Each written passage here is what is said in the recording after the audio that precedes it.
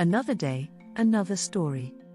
Our human ancestors' big, creative brains helped them devise tools and strategies to survive harsh climates.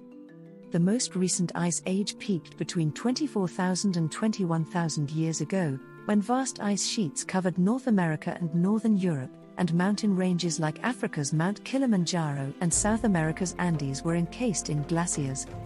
At that point, our Homo sapiens ancestors had migrated from the warm African heartland into northern European and Eurasian latitudes severely impacted by the sinking temperatures. Armed with big, creative brains and sophisticated tools, though, these early modern humans, nearly identical to ourselves physically, not only survived but thrived in their harsh surroundings. Welcome to Turbo Eminent Channel. The Ice Age, also known as the Pleistocene Epoch, occurred approximately 2.6 million years ago and lasted until about 11,700 years ago.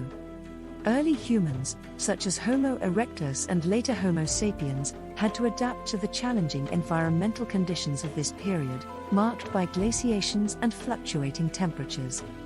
Here are some ways in which early humans survived the Ice Age. Clothing and shelter. Early humans developed clothing made from animal hides and furs to protect themselves from the cold.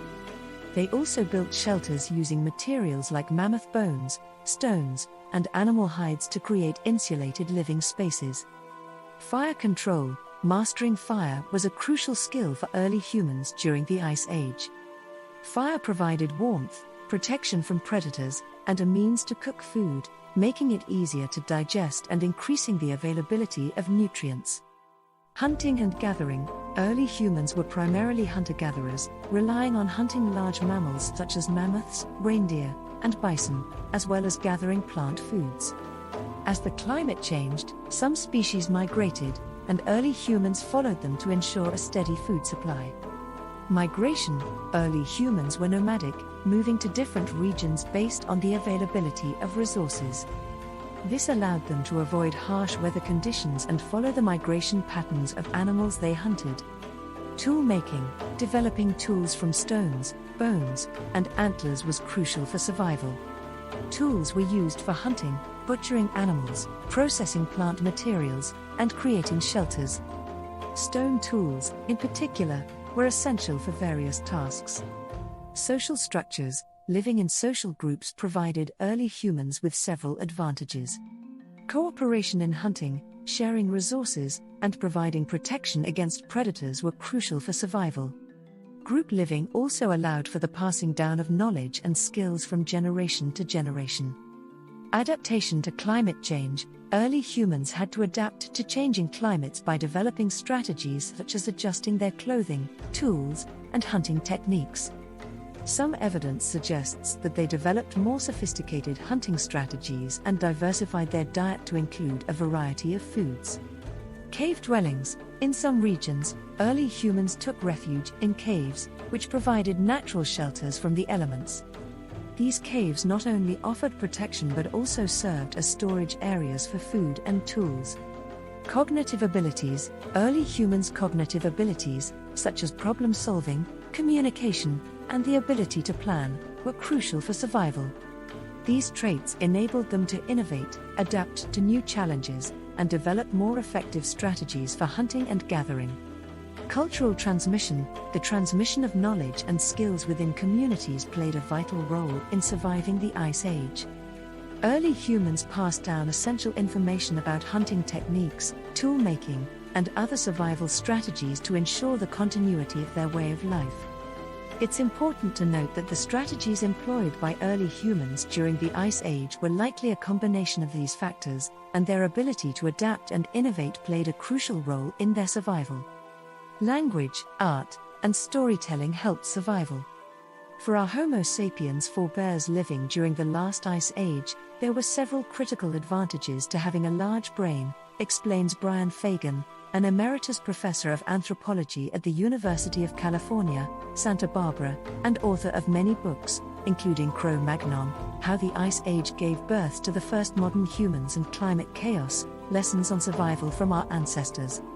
One of the most important things about Homo sapiens is that we had fluent speech, says Fagan, plus the ability to conceptualize and plan ahead.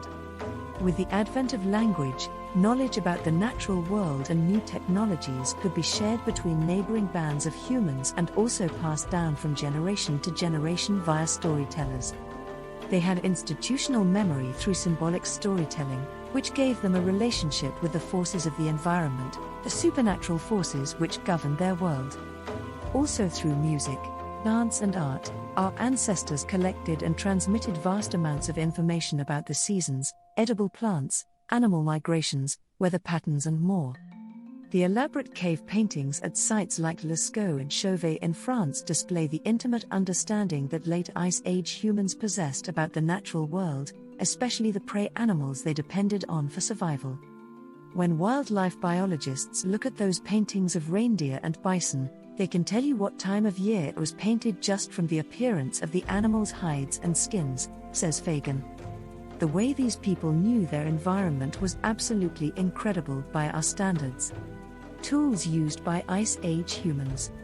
The last Ice Age corresponds with the Upper Paleolithic period, 40,000 to 10,000 years ago, in which humans made great leaps forward in toolmaking and weaponry, including the first tools used exclusively for making other tools. One of the most important of these was called a burin, a humble-looking rock chisel that was used to cut grooves and notches into bone and antler, lightweight material that was also hard and durable. The intricate spearheads and harpoon tips made from that bone and antler were small and light enough to be carried on foot by hunters over long distances, and were also detachable and interchangeable, creating the first compound tools. Think of the Swiss Army knife, it's the same thing, says Fagan. The weaponry they made covered an extraordinary range of specialized tools, most of which were made from grooving antler and bone. But even these sophisticated hunting weapons were useless outside of close-range attacks, which sometimes required the hunter to leap on the back of his massive prey. Once again, our human ancestors used their intelligence and planning skills to take some of the danger and guesswork out of hunting. In one famed hunting ground in eastern France, Ice Age hunters built fires every fall and spring to corral migrating herds of wild horses and reindeer into a narrow valley marked by a limestone tower known as the Roche de Saluta. Once in the corral, the animals could safely and easily be killed at close quarters, harvesting an abundance of meat that was then dried for the summer and winter months. Archaeological evidence shows that this well-coordinated slaughter went on for tens of thousands of years. The invention of the needle brings tailored clothing. When the first humans migrated to northern climates about 45,000 years ago, they devised rudimentary clothing to protect themselves from the cold. They draped themselves with loose-fitting hides that doubled as sleeping bags, baby carriers and hand protection for chiseling stone.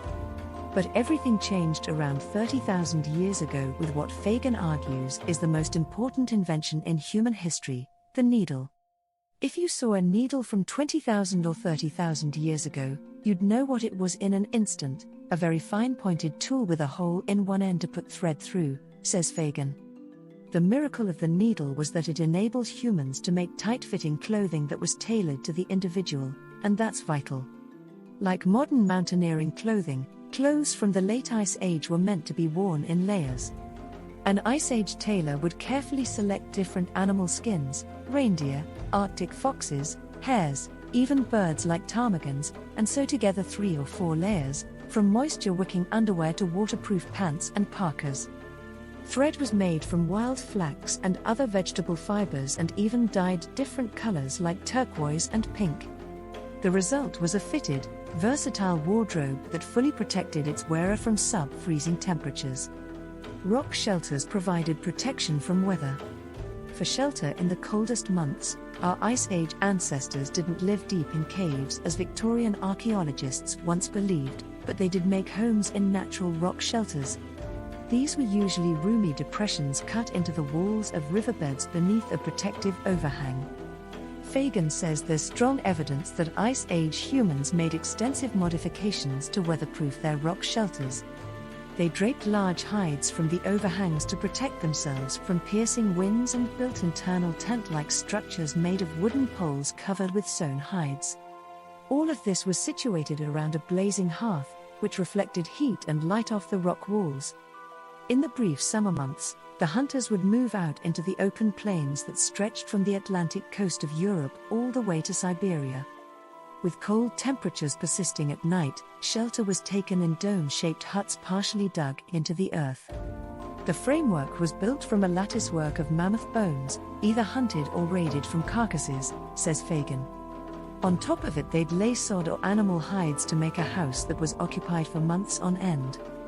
Thanks for watching. Request you to subscribe the channel.